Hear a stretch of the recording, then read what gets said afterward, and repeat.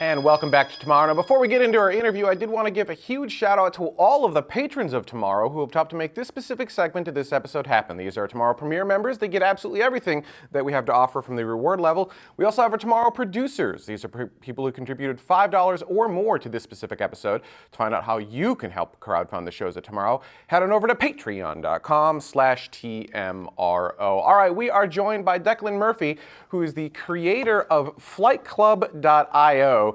Which is actually one of those things that I found on the /r/SpaceX subreddit, and it is, as our tag says, data is beautiful. So Declan, first off, thank you for joining us on Tomorrow and taking time out of your Saturday.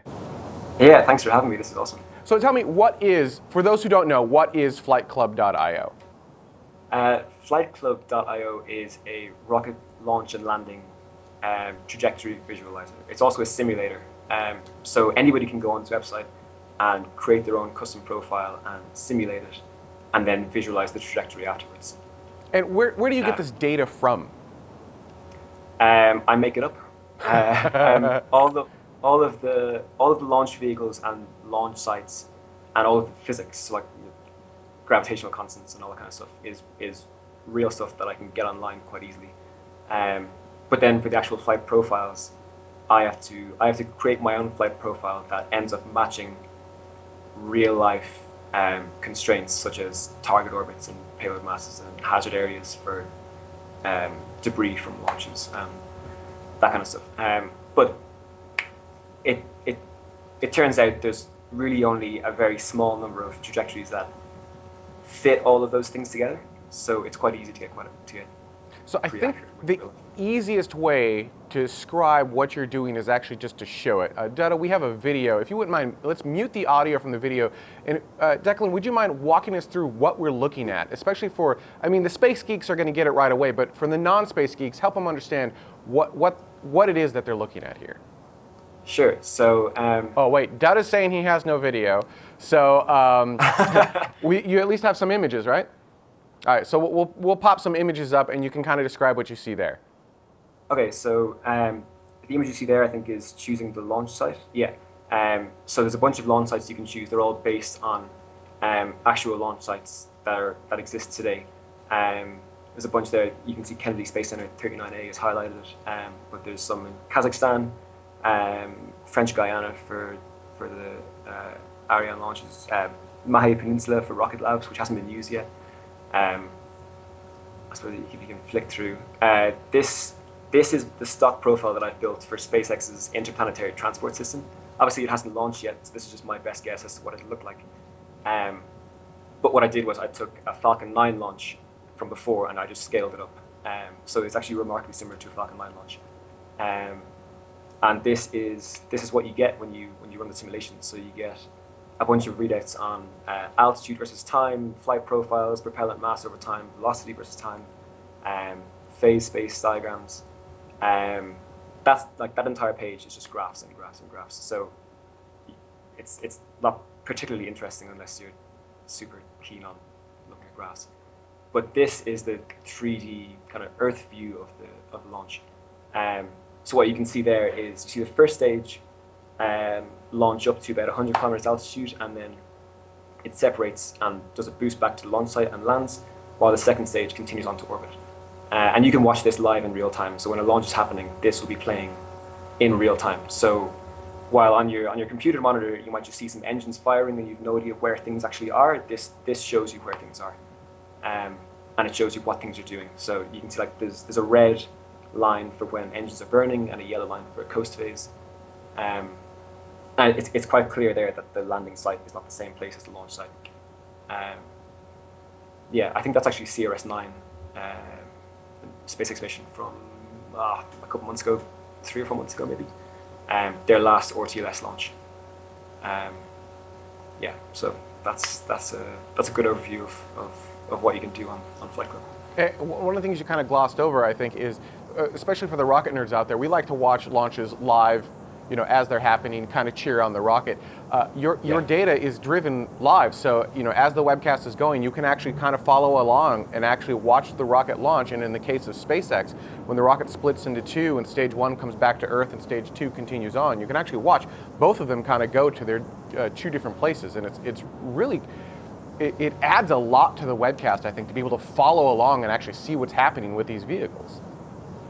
Yeah, I mean, if you can have both movements at the same time, my laptop is nowhere near powerful enough to be able to run that and YouTube at the same time. It's a piece of crap. So I've never actually watched it live.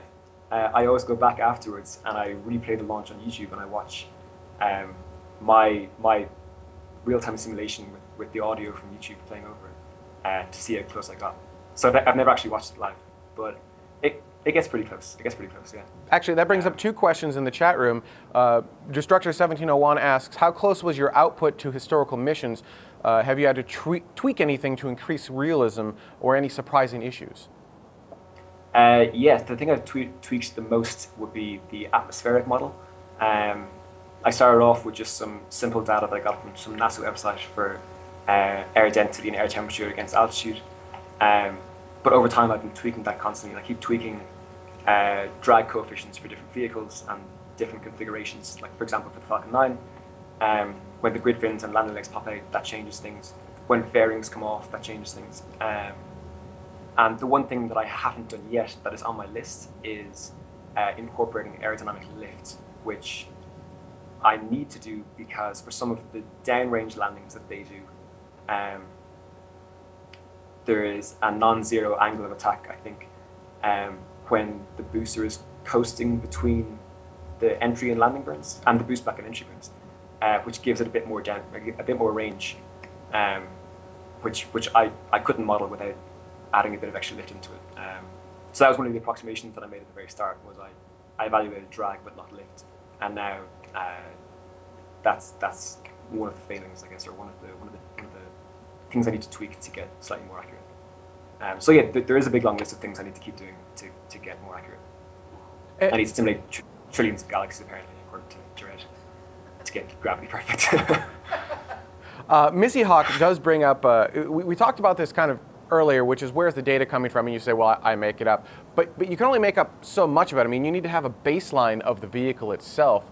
Do you get any of that, or did you kind of have to piece that together from different places? How did you get that baseline? Well, for some vehicles, it's super easy. Well, not easy, but there's some good sources online. So for SpaceX's vehicles, they're quite public with their figures. I think it's Spaceflight 101 has a really good article which goes through all of the stages and all of the dry masses, propellant masses, the engine ISPs and thrusts for sea level and vacuum, and so on and so forth. For different vehicles, it's a bit harder. Like for New Shepard, I tried simulating their New Shepard launches. Sorry, for Blue Origin, I tried simulating their New Shepard launches, and I found that really difficult because I have no idea what the dry mass and propellant masses are of those stages. So that was a complete guess, and I couldn't get it. I couldn't get it to match what you see in the webcast. So yeah, for some vehicles it's quite simple, and for some vehicles it's quite hard. Lish asks, what unexpected thing has been the most frustrating to work around? That would definitely be the really fast boost back after the CRS-9 stage separation. Sorry if you can hear a phone in the background there, sorry. Yeah, so after the CRS-9 stage separation, the first stage did a seriously fast flip, and then the boost back started almost immediately. And I couldn't make my data match real life unless I said that the boost back began when the flip was still happening. So it didn't flip the whole way around to 180 and then burn. It started burning while the flip was still happening. But then I still couldn't get it to match, and I had to have the flip end slightly below 180, and it was really kind of hand wavy. Yeah, that was really frustrating and really annoying. And I'm pretty sure that's how boost back's going to happen in the future. So that's really annoying. So yeah, if like Trip Harris could like mail me with what actually happens there, that'd be fantastic. Well, one thing for everyone to realize as well is that there isn't just this one thing that you get for rockets, right? When Falcon 9 launches, it's not the same every single time. And even with the projected trajectories, the vehicles, be it Falcon, Delta, Atlas, Ariane, whatever it is, they're all making real-time decisions as they're ascending and changing their own flight profile. And because you don't have a direct downlink of their data, you have to make those guesses and kind of tweak it after the fact. That's the only way to do it without direct data from the vehicle. So going back and tweaking is kind of required. Absolutely, yeah. It's impossible to know beforehand exactly what it'll be. So yeah, after each launch, I go back and I tweak it. I make it match the webcast or whatever data I have as close as I can, and then I'll record the webcast and Flight Club side by side and make a YouTube video, upload it, and post that. But yeah, so when you watch it live, it's always kind of within about 5 seconds for certain events, but it's never perfect because there's things that you just don't know. Like you don't know how windy it'll be in Florida if I'm sitting at home in Dublin, Ireland, like this. Yeah. Or in this case in Mexico. Yeah, so yeah, there's a lot of guesswork that goes in beforehand. But I mean, like there are tons of useful pieces of information, like SpaceX's press kits beforehand give loads of times for burns and separations and cutoffs, and hazard debris areas, which I mentioned earlier, give a really good like when you use those debris areas, it's really easy to model the first stage flight profile because it has to be going a certain velocity to land in that big red area. So that's really helpful as well. So yeah, there are certain things that make it get really close, but you can never get perfect, as you say. Yeah. Have you reached out to any of the launch services providers and said, hey, look, I'm doing this really cool thing. Would you mind giving me some real-time telemetry, even if it's like only once every second or once every 10 seconds? Just give me something I can base this off of? I haven't. I reached out and asked for jobs, but I haven't gotten any of them.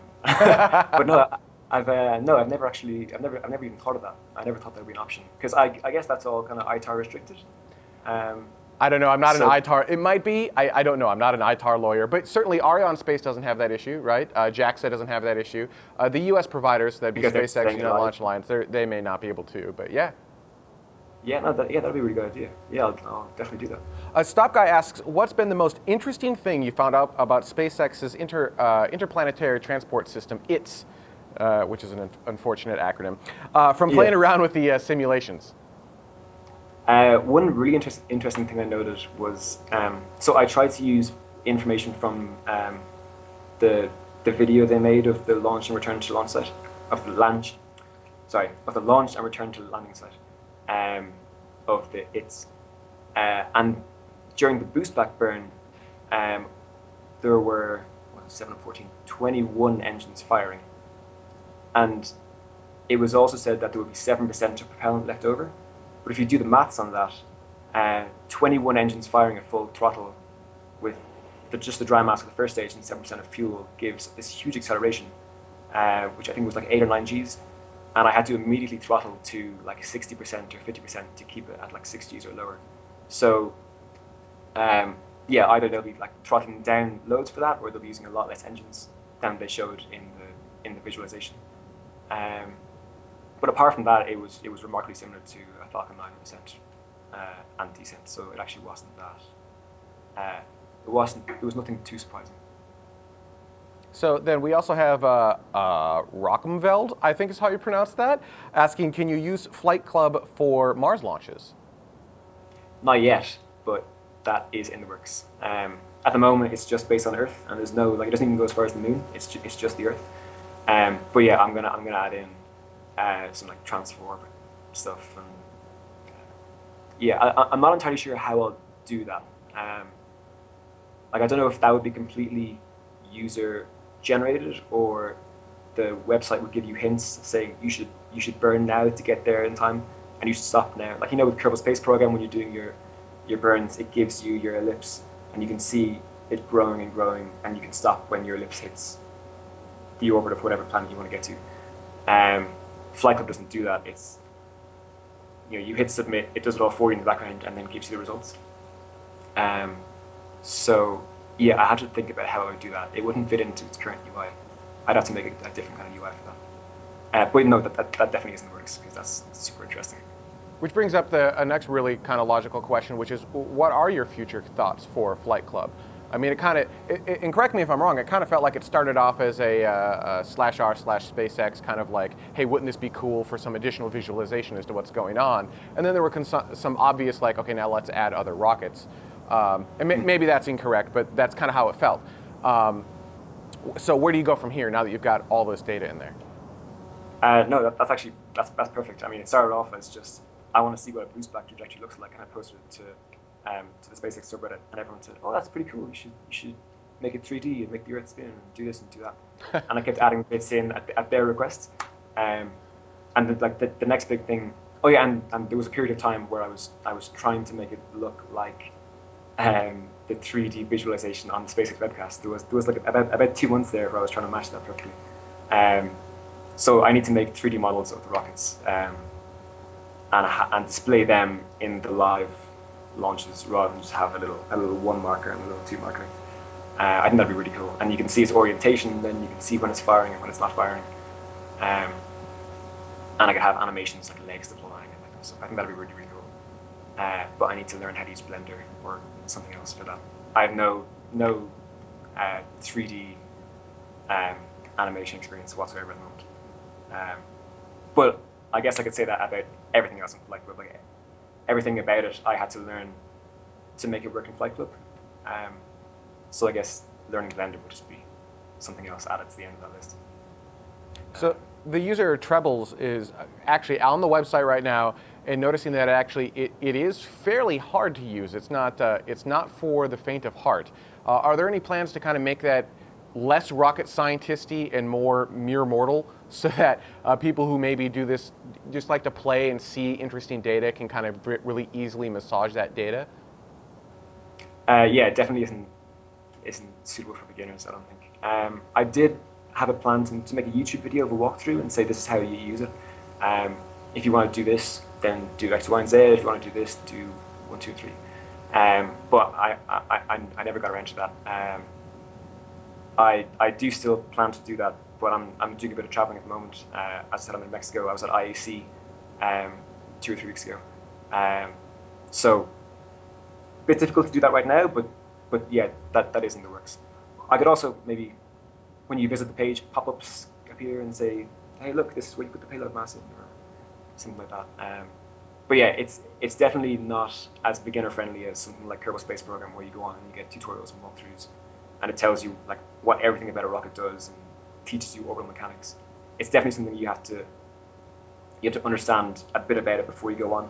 You know, if you have a 2-stage rocket, you have to know in the middle somewhere there has to be a first stage cutoff, stage separation, second stage ignition. You can't, like, you wouldn't know that unless you watch some rocket launches, right? So yeah, it's not as beginner friendly as I would like it to be. I guess, yeah, walkthrough video is probably the best option for that. So you're at you were at IAC, because IAC is over now, which is where SpaceX announced their Mars plans. Actually, a bunch of announcements at IAC this year, which means that you're obviously a hardcore space geek, and Doom Kitten is wanting to know, have you ever actually had an opportunity to see a launch live? I saw my first ever launch about 3 weeks ago, actually. I saw the launch of OSIRIS-REx. I had been in Miami the week before, and I was going to go up to watch Amos 6, but, you know, tier. So a few days later, OSIRIS-REx launched, and I got to go up and watch that. Myself and my friend were driving up. Well, actually, my friend was driving. We rented a Mustang, and we were driving up through Patrick Air Force Base with about like 2 minutes to launch. Just trying to drive as fast as we could to get as close as we could. And then I think it launched at like 3 minutes past 5. And at 1 minute past 5, I was like, okay, pull in, let's run over to the beach and watch.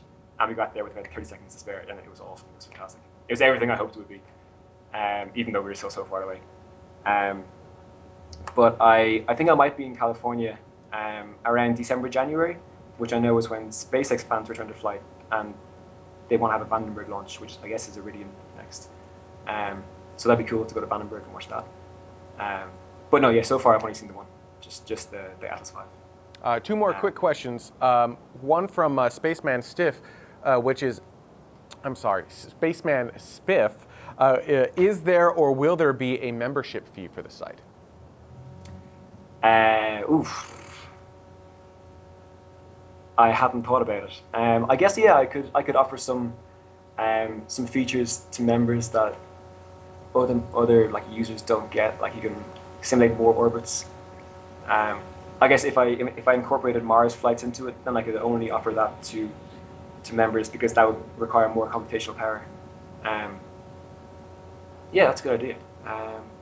I'd have to. The community's like, no, give it to us for free. Yeah. Or, throwing out other ideas. Patreon completely and totally changed this show. So if there's the membership idea, and then there's also the I personally would back you as a patron on Patreon because I think what you're doing is awesome. And I have to believe that there are other Redditors on /r/SpaceX that would do the same thing. And the advantage of something like that is then people who can't afford to help and get the membership, they still get all the data and they can maybe get excited about space. But the people who can't afford to do it, they're helping back you in your program and your project so that you can actually afford to continue to do what you're doing. Just another weird random thought. That's a really good idea. I mean, at the moment, there's a donate page on there, but that's all in the way of give me money, please. There's no kind of membership or anything. But yeah, I'll definitely think about what kind of features I could give paying members. But if I did do that, everything that's there now would stay in the free option because that's like the basic package, right? All right, and final question for the show, which is a constant debate. Like I said, you were at IAC, so you heard a lot about the moon. So the question is, from Missy Hawk, moon first or Mars first? I am absolutely no authority to discuss that. Like Flight Club is just a bunch of physics. I mean, personally, I think moon first would be like more gratifying in the short term because it's like 2 days away instead of 6 months away. But then Mars is just so awesome, and if you put people on Mars, it'd be like the most mind-blowing thing ever. So I guess it depends on the context. If you're going to the moon with the plan of then going to Mars, I'd say okay, then go to the moon. But if it's either or, I'd probably go for the long haul and say no, I'll go for Mars, and I'll get my satisfaction in 10 years time or whatever. Yeah, but I'm not a rocket scientist as much as I'm trying to be. And where can people find more information on Flight Club and yourself? So I have a Twitter handle which is DecMurphy_, so DECMURPHY_, and I generally post, like if I do updates on Flight Club, I put stuff there. After every SpaceX launch, at least, I always post the video to /or/SpaceX, which is an awesome resource, and they are absolutely the reason why Flight Club is what it is now. Like they've been, like the people on there have been pushing me constantly, saying, do this, this is awesome, this is great, do more. So yeah, huge thanks to everyone on there. I actually met a bunch of them at IAC and they're all super nice. Where else? Obviously flightclub.io is probably the best place to find Flight Club information. There's no Facebook page or anything. Yeah, Twitter or SpaceX and the website itself would be the best places to go.